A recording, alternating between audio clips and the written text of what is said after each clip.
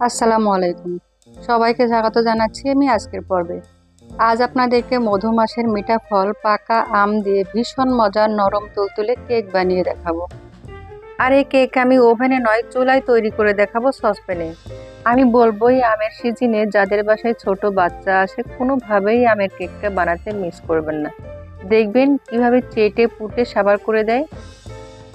চলুন তাহলে কথা না বাড়িয়ে শুরু করে দিই কিভাবে এই ভীষণ মজার কেকটা তৈরি করা যায়। আম দিয়ে যে কোনো ডেজার্ট তৈরি করতে অবশ্যই পাকা মিষ্টি আমটা সিলেক্ট করবেন, এতে করে সেই ডেজার্টটার স্বাদ দ্বিগুণ হয়ে যায়।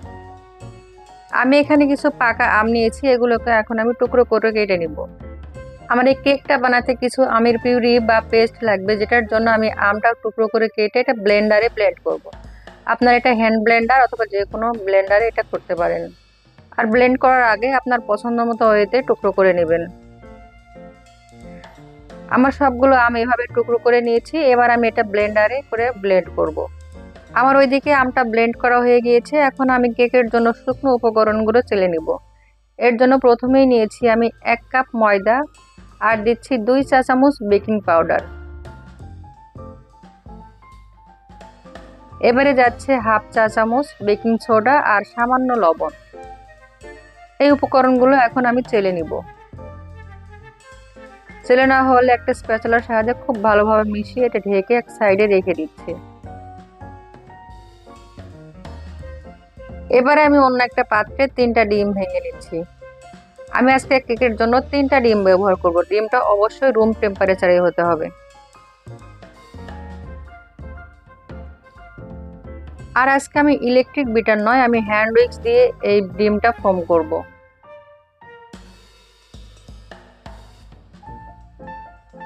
3টা ডিমের সঙ্গে এখন দিয়ে দিচ্ছি 1/2 কাপ চিনি। চিনিটা দিয়ে এখন হ্যান্ড উইক্সের সাহায্যে খুব ভালোভাবে মিক্স করতে থাকবো।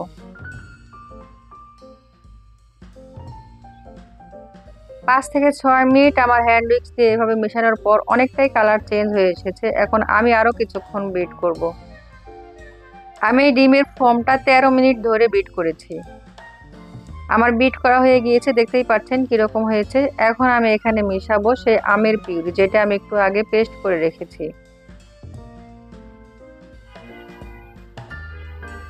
তার আগে অবশ্যই স্প্যাচুলার সাহায্যে একটু উল্টে পাল্টে নিতে হবে।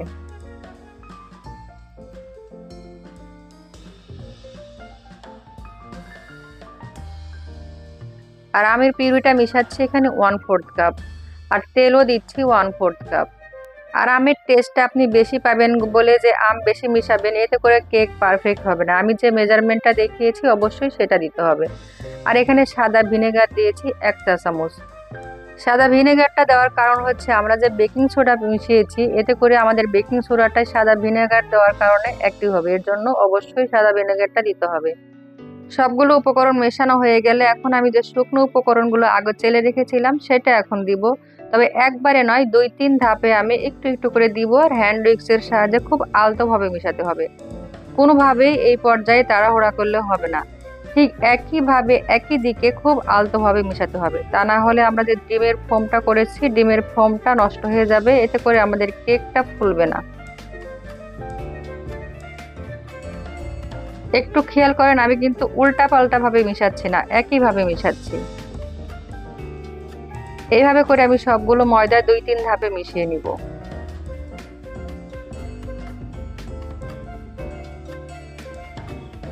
আমার মেশানো হয়ে গিয়েছে, এখন কিছু আমি আমের টুকরা দিব, অপশনাল, এটা কেউ চাইলে বাদও দিতে পারেন। তবে যদি প্রতি বাইটে বাইটে আমের স্বাদ পেতে চান তাহলে এই আমের টুকরোটা দিবেন। এই আমের টুকরোগুলো দেওয়ার পর খুব আলতোভাবে মিশিয়ে নিতে হবে, খুব বেশি তাড়াহুড়া করা যাবে না। আমার মেশানো হয়ে গিয়েছে, এবারে আমি যাচ্ছি যে সসপ্যানে আমি কেকটা বেক করব সেই সসপ্যানে আমি আগে থেকেই তেল ব্রাশ করে নিয়েছি। এখন আমি দিয়ে দিচ্ছি এখানে একটা খাতার পৃষ্ঠা, এভাবে করে আমি গোল করে কেটে নিয়েছি, এটা আমি বিছিয়ে দিচ্ছি।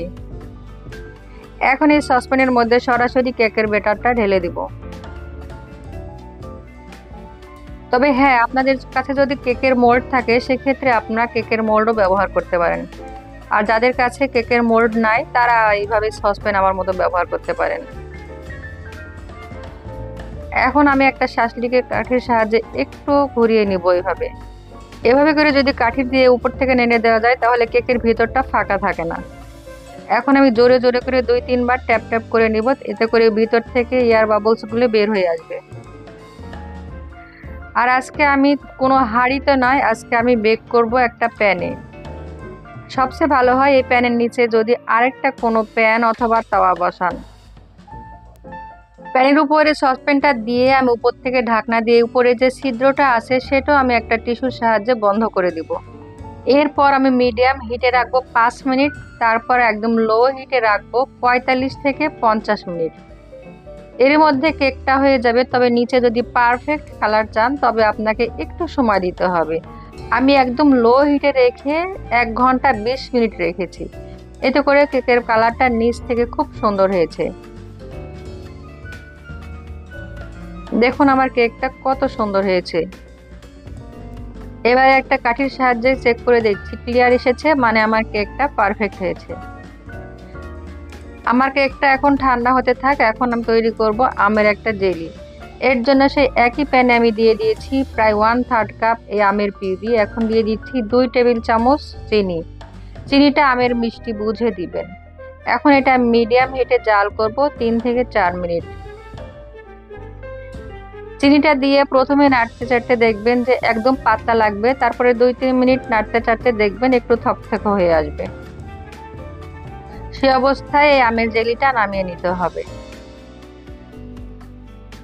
আমার আমের জেলিটা হয়ে গিয়েছে, এখন আমি নামিয়ে নিব। এটা ঠান্ডা হয়ে গেলে আরেকটু টাইট হবে। আর হ্যাঁ, আপনারা যদি প্যানের বদলে বড় হাঁড়িতে করতে চান সেটাও করতে পারেন। তারও একটা রেসিপি আমার চ্যানেলে দেওয়া আছে, লিঙ্কটা দিয়ে দিব, চাইলে দেখে আসতে পারেন। এবারে আমি আমের জেলিটাকে নামিয়ে ঠান্ডা করে নিব। আমের জেলিটা ঠান্ডা হতে থাক। এখন আমি কেকটা মোল্ড আউট করব।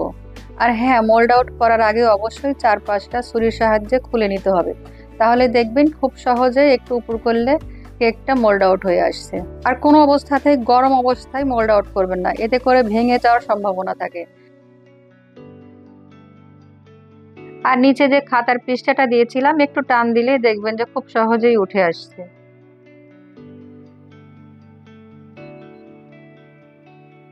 আর মৃদু আছে জাল করার জন্য দেখেছেন তো কত সুন্দর কালার হয়েছে। আর আমরা যেহেতু ওভেনে বেক করি, উপর থেকে কোনো তাপের ব্যবস্থা নাই, তাই উপরটা কালার অতটা পারফেক্ট আসবে না।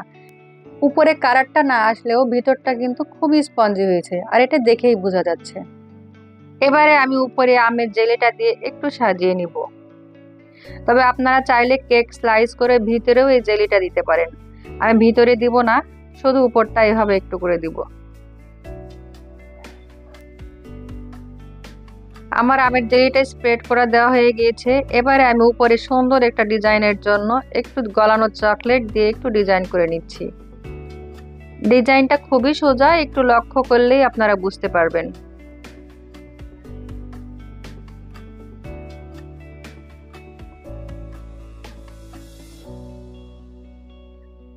এটা অপশনাল, কেউ চাইলে বাদও দিতে পারেন।